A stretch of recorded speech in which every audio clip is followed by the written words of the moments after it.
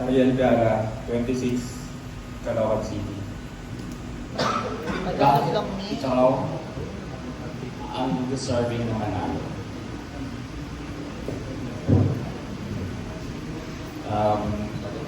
Para po, maganda lang kung ano po yung pinapasukan ko ritong pag-model. Okay, so ano yung kaya mong sacrifice para maabot mo yung pangarap mo? Actually, marami naman lang po akong sinasacrifice ngayon.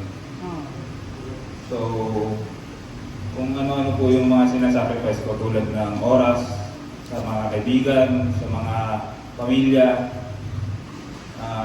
sakripisyo rin sa mga bagay na dapat na pagiging masaya, kunyari, kung may mga pupunta, mga events, mga sakripisyo po para matagumpayan kung ano yung pangarap. Okay. And then your last question. Ilang beses ka na sumali sa marathon? 2 beses pa lang po. Maliban sa pagpapasya, ano yung pinagkakagalan? Nagtuturo po ako sa gym. Kung papaalarin ka, kahit ano doon sa crowd na yun, willing ka ba na dalhin ka namin sa national pageant?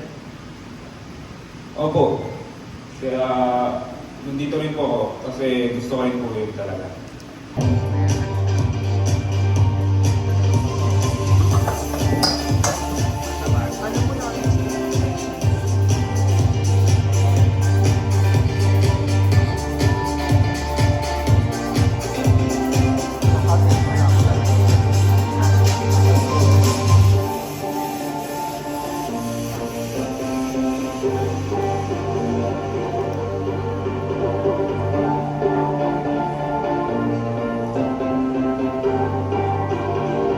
Okay, may follow-up question po. Doon sa mga media, may tanong ba kayo? Magtanong ka daw kayo. Hi, good afternoon. I'm RJ from Heart of the Philippines. So, my question is, di ba tatlo yung title? So, may iniin ka ba na title para na gusto mo at bakit? Sa tatlong title, ano yung iniin mo or gusto mo na title na makuha? Ano po ulit yung nakakutang ko? Mr. Laksa Legacy, Mr. Laksa Legacy Fitness, and the last one. Siguro kung ano po yung narapat sa akin doon. Also, kahit ano na lang. Ano po? Okay. And, thank you so much. Gcash daw. Gcash number. Ito na, Meron teacher pa? Jun. Meron pa? Teacher Jun. Sino ang magtatanong ka? Sa mga ating committee, may follow-up question po. Ikaw sir. Ikaw sir, may follow-up question ka ba?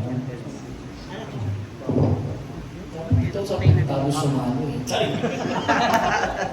Dali. Ano?